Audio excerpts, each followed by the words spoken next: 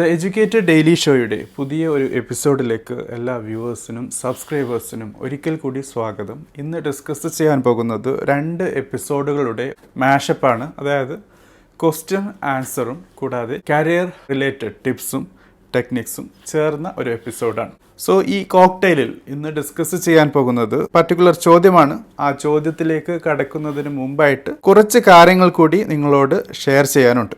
Topic ഇതാണ്. നിങ്ങൾ പല രീതിയിലുള്ള ക്വസ്റ്റ്യൻസ് ചോദിക്കാറുണ്ട്, പല പ്ലാറ്റ്ഫോമിലായി ക്വസ്റ്റ്യൻസ് ചോദിക്കാറുണ്ട്. വാട്സാപ്പ് വഴിയും ഇൻസ്റ്റാഗ്രാം വഴിയും ഫേസ്ബുക്ക് വഴിയും ഈവൻ യൂട്യൂബിൽ പല കമൻറ്റുകളായും നിങ്ങൾ ചോദിക്കാറുണ്ട്. അതുപോലെ തന്നെ ഉപയോഗിക്കാൻ പറ്റുന്ന ഒരു പർട്ടിക്കുലർ ആപ്പാണ് സ്റ്റാർഗ്രാം എന്നുള്ളത്. പുതിയ ഒരു ആപ്പാണ്, റീസെൻ്റ്ലി ആണ് ലോഞ്ച് ചെയ്തത്. അതിൽ എൻ്റെയും പ്രൊഫൈലുണ്ട്. നിങ്ങൾക്ക് ചോദ്യത്തിന് ഉത്തരം കിട്ടണം എന്ന് നിർബന്ധമുണ്ടെങ്കിൽ ആ ആപ്പ് ഉപയോഗിക്കാവുന്നതാണ്. അല്ലെങ്കിൽ നിങ്ങൾക്ക് ഓൾറെഡി എക്സിസ്റ്റ് ചെയ്യുന്ന വാട്സാപ്പ് വഴിയോ ഇൻസ്റ്റാഗ്രാം വഴിയോ ഫേസ്ബുക്ക് വഴിയോ ഈവൻ യൂട്യൂബ് വഴിയോ ഏത് പ്ലാറ്റ്ഫോമും സെലക്ട് ചെയ്യാവുന്നതാണ്. സൂചിപ്പിച്ചെന്നേ ഉള്ളൂ. അപ്പോൾ ഇന്നത്തെ എപ്പിസോഡിൻ്റെ ഉള്ളടക്കം എന്നുള്ളത് ആർദ്രയുടെ ഒരു ചോദ്യമാണ്. അവർ ചോദിച്ചിരിക്കുന്നത് ഹൗ ടു സ്റ്റഡി കോൺഫിഡൻ്റ്ലി എന്നുള്ളതാണ്. എല്ലാവർക്കും അറിയാവുന്ന ഒരു കാര്യമാണ്. കരിയർ റിലേറ്റഡ് കാര്യങ്ങളിൽ ജീവിതത്തിലെ ഒരു മേജർ സമയവും പഠനം നടത്തേണ്ടതായിട്ട് വരുമെന്നുള്ളതാണ്. സോ ആ സ്റ്റഡി എന്നുള്ള പ്രോസസ്സിൽ കോൺഫിഡൻസ് എങ്ങനെ ആഡ് ചെയ്യാം എന്നാണ് ഇന്നത്തെ എപ്പിസോഡിൽ നമ്മൾ ഡിസ്കസ് ചെയ്യുന്നത്.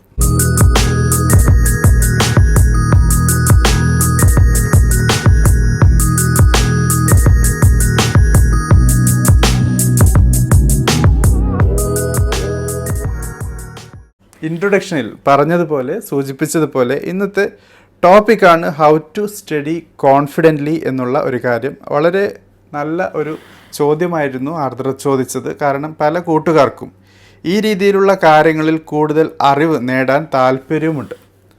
സോ എന്തുകൊണ്ട് നമ്മുടെ എഡ്യൂക്കേറ്റഡ് ചാനലിൽ ഈ രീതിയിലുള്ള ടോപ്പിക്കുകൾ ഡിസ്കസ് ചെയ്യണമെന്നുള്ളതും ആ ചോദ്യത്തിൻ്റെ അർത്ഥം മനസ്സിലാക്കി തരുന്നു എന്നുള്ളതാണ്. സോ ഇന്നത്തെ ഈ എപ്പിസോഡിനെ ഞാൻ 3 വിഭാഗം അല്ലെങ്കിൽ 3 ഡിവിഷനായി മാറ്റിയിരിക്കുന്നു എന്നുള്ളതാണ്. ഇതിൻ്റെ ഒരു പ്രത്യേകത ഈ ചോദ്യത്തിന് അത്രയും ബൃഹത്തായ ഒരു മീനിങ് ഉണ്ട് എന്ന കാര്യം തന്നെയാണ്. സോ ആദ്യമായിട്ട് തന്നെ നമ്മൾ 3 കാര്യങ്ങൾ, ഇമ്പോർട്ടൻറ്റ് ക്വസ്റ്റ്യൻസ് നമ്മളോട് തന്നെ ചോദിക്കേണ്ടത് എന്താണ്, എന്തുകൊണ്ടാണ്, എങ്ങനെയാണ് പഠിക്കേണ്ടത് എന്ന കാര്യത്തെക്കുറിച്ചാണ്.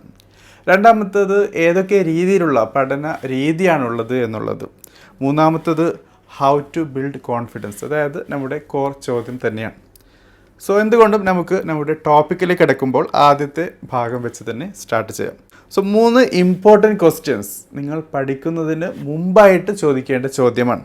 സോ ഇതിലൊരു വൈ പാർട്ടുണ്ട്, ഒരു ഹൗ പാർട്ടുണ്ട്, ഒരു വെൻ പാർട്ടുണ്ട്. വൈ എന്ന് പറഞ്ഞാൽ നമുക്കറിയാം എന്തുകൊണ്ട്, ഹൗ എന്ന് പറഞ്ഞാൽ എങ്ങനെ, ആൻഡ് വെൻ എന്ന് ചോദിച്ചാൽ എപ്പോൾ എന്നുള്ള കാര്യം തന്നെയാണ്. സോ ഈ 3 ഡയമെൻഷൻ, ഇതിനെ നമുക്ക് 3 ഡയമെൻഷൻ ഓഫ് സ്റ്റഡിയിങ് എന്ന് മനസ്സിലാക്കാവുന്നതാണ്.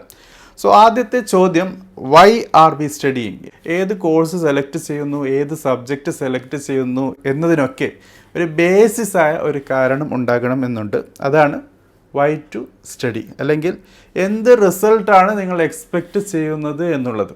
സോ ഈ രീതിയിലുള്ള റിസൾട്ട് ഓറിയൻറ്റഡ് സ്റ്റഡിയിങ് നിങ്ങൾക്ക് നിങ്ങളെ തന്നെ കൺവിൻസ് ചെയ്യാൻ പറ്റും.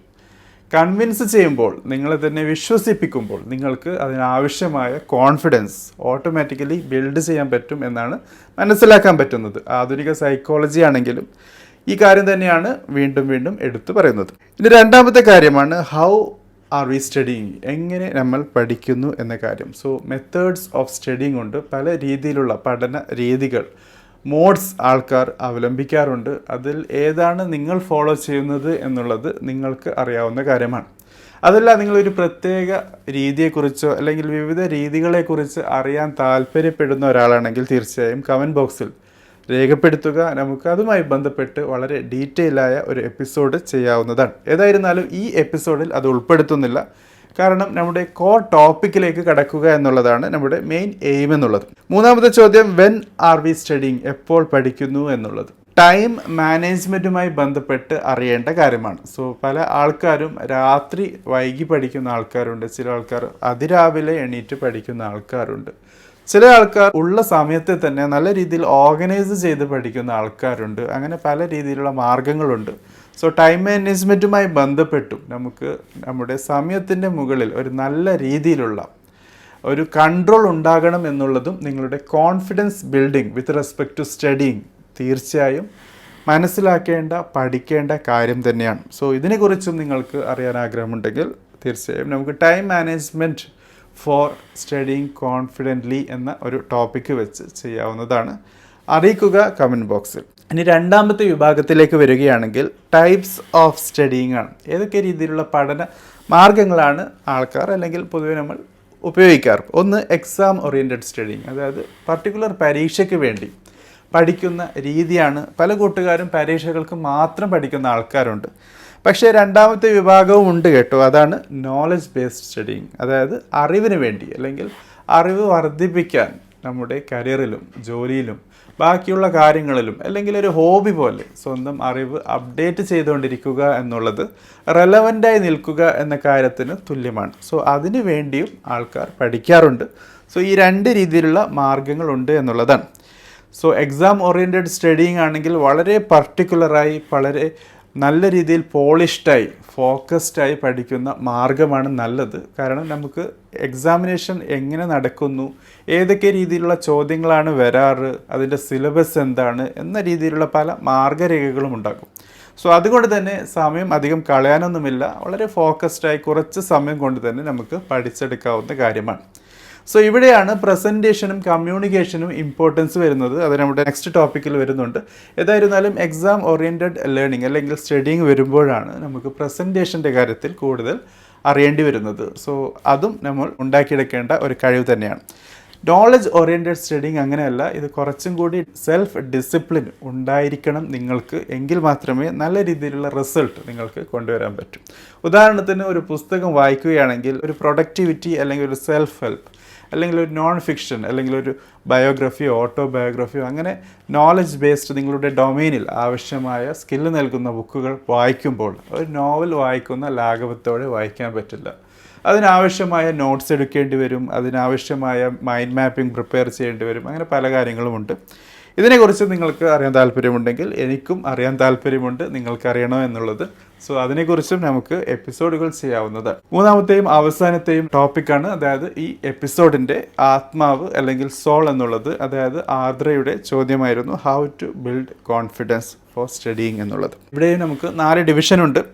ആദ്യത്തേത് നേരത്തെ സൂചിപ്പിച്ചിരുന്നു, ലേൺ ടു കമ്മ്യൂണിക്കേറ്റ് അല്ലെങ്കിൽ പ്രസൻറ്റ് എന്നുള്ള കാര്യം. സോ നിങ്ങൾക്ക് അറിയാവുന്നൊരു കാര്യമാണ്, മൾട്ടിപ്പിൾ ചോയ്സ് ക്വസ്റ്റ്യൻ അല്ലെങ്കിൽ ഡിസ്ക്രിപ്റ്റീവായ വളരെ സബ്ജക്റ്റീവായ രീതിയിലാണ് നിങ്ങൾ നിങ്ങളുടെ ആൻസർ പ്രസൻറ്റ് ചെയ്യുന്നത്. സോ ആ ആൻസർ പ്രസൻറ്റ് ചെയ്യുമ്പോൾ അറിഞ്ഞിരിക്കേണ്ട ഒരു കാര്യം എന്നുള്ളത്, നിങ്ങൾ എത്ര ബുദ്ധിമുട്ടി പഠിച്ചു, നിങ്ങൾ എത്ര രാത്രി ഇരുന്ന് പഠിച്ചു, നിങ്ങളുടെ വീട്ടിലുണ്ടാകുന്ന ബുദ്ധിമുട്ടുകൾ, നിങ്ങളുടെ മാതാപിതാക്കൾ നിങ്ങളുടെ കോഴ്സിന് ആവശ്യമായ ഫീസ് തരാൻ ബുദ്ധിമുട്ടി, അല്ലെങ്കിൽ അങ്ങനെ നിങ്ങൾ അനുഭവിച്ച പല കാര്യങ്ങളൊന്നും ഈ എക്സാം ഷീറ്റിൽ വരില്ല എന്നുള്ളതാണ്. അവർ കാണാൻ പോകുന്നത്, അതായത് ഇവാലുവേറ്റ് ചെയ്യാൻ പോകുന്നത് 2, 3, 4 മണിക്കൂർ നിങ്ങൾ എക്സാമിനേഷൻ ഹാളിൽ കുത്തിയിരുന്ന് എഴുതിയ കാര്യങ്ങൾ എന്താണ് എന്നുള്ളതാണ്. സോ ഇവിടെ ഏറ്റവും കൂടുതൽ അറിഞ്ഞിരിക്കേണ്ടത് നിങ്ങളുടെ ഹാൻഡ് റൈറ്റിംഗ് ആണ്. എല്ലാവർക്കും ഫ്ലവറി ഹാൻഡ് റൈറ്റിംഗ് ഒന്നും വരാൻ സാധ്യതയില്ല. അതുകൊണ്ട് തന്നെ ഹാൻഡ് റൈറ്റിംഗ് റീഡബിൾ ആയിരിക്കുക, അറ്റ്ലീസ്റ്റ് വായിക്കാൻ പറ്റുക എന്നുള്ള കാര്യമെങ്കിലും ശ്രദ്ധിക്കുക എന്നുള്ളതാണ്.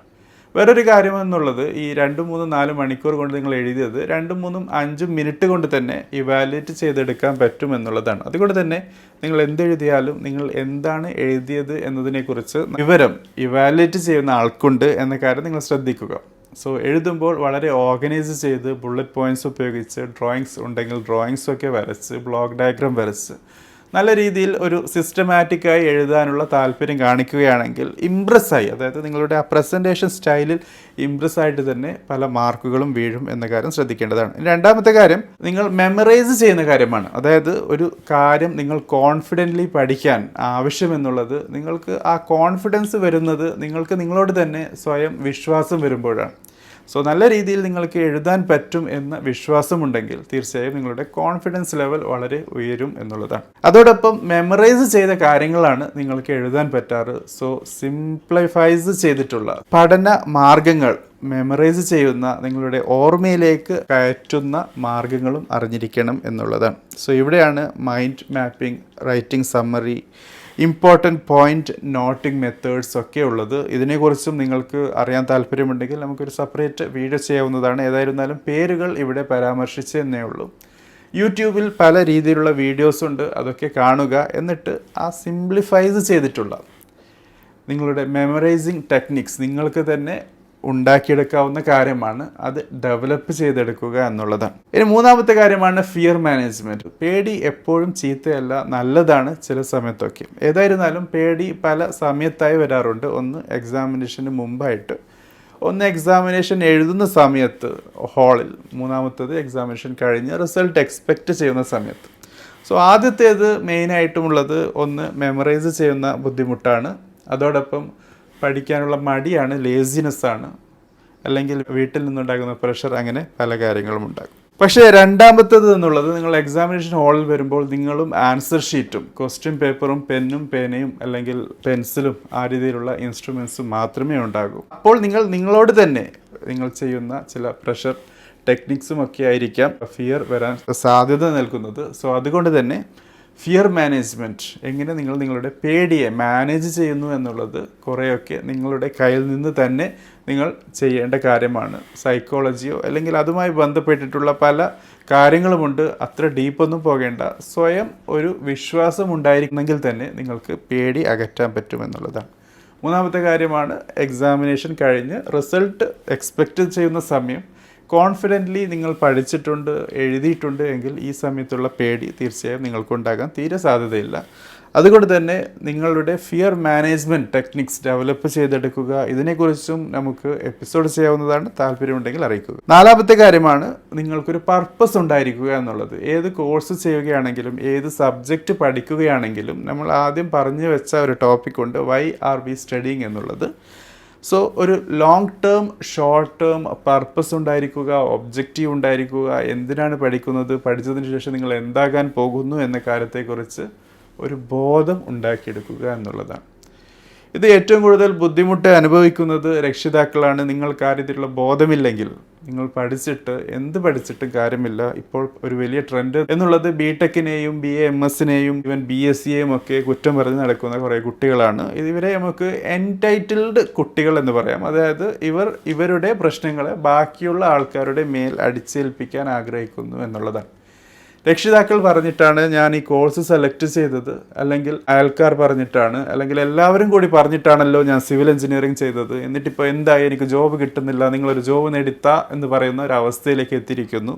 അറിഞ്ഞിരിക്കേണ്ട ഒരു കാര്യം, നിങ്ങളുടെ രക്ഷിതാക്കൾ അവരുടെ ചെറുപ്പകാലത്ത് പഠിക്കാനുള്ള മാർഗമോ രീതിയോ അല്ലെങ്കിൽ ആ രീതിയിലുള്ള ഒരു സാഹചര്യമോ ഉണ്ടായിരുന്നില്ല. അതുകൊണ്ടാണ് നിങ്ങളെ അവർ ഇത്രയൊക്കെ കാശ് കൊടുത്ത് നല്ല കോഴ്സിൽ അവർ വിചാരിച്ച അവരുടെ കപ്പാസിറ്റി വെച്ചിട്ട് അവർക്ക് താങ്ങാൻ പറ്റുന്ന നല്ല എഡ്യൂക്കേഷൻ നിങ്ങൾക്ക് നൽകിയത്. സോ ആ എഡ്യൂക്കേഷൻ ഉപയോഗിച്ച് നിങ്ങളാണ് നിങ്ങളുടെ വരുമാന മാർഗവും ബാക്കിയുള്ള കാര്യങ്ങളുമൊക്കെ നേടേണ്ടത്. സമൂഹമോ അല്ലെങ്കിൽ കമ്പനികളോ അല്ലെങ്കിൽ ഗവൺമെൻറ്റോ അല്ല. സോ നിങ്ങളെ തന്നെ ഡെവലപ്പ് ചെയ്തെടുക്കുക, അതിനാവശ്യമായ സ്കിൽസും കാര്യങ്ങളുമൊക്കെ നേടിയെടുക്കുക, ആത്മാർത്ഥത നേടുക, റെസ്പോൺസിബിൾ ആകുക എന്നൊക്കെയുള്ളത് മനസ്സിലാക്കേണ്ട കാര്യമാണ്. സോ ഫ്രണ്ട്സ്, ഇതാണ് ദ എഡ്യൂക്കേറ്റഡ് ഡെയിലി ഷോയിൽ നമുക്ക് ഹൗ ടു സ്റ്റഡി കോൺഫിഡൻ്റ്ലി എന്നുള്ള ആർദ്രയുടെ ചോദ്യത്തിന് ആൻസർ ആയിട്ടുള്ളത്. തീർച്ചയായും ചോദ്യങ്ങളുണ്ടെങ്കിൽ കമൻറ്റ് ബോക്സിൽ ചോദിക്കുക, നമുക്ക് കൂടുതൽ എപ്പിസോഡുകൾ ചെയ്യാവുന്നതാണ്. Thank you for watching. Have A great day.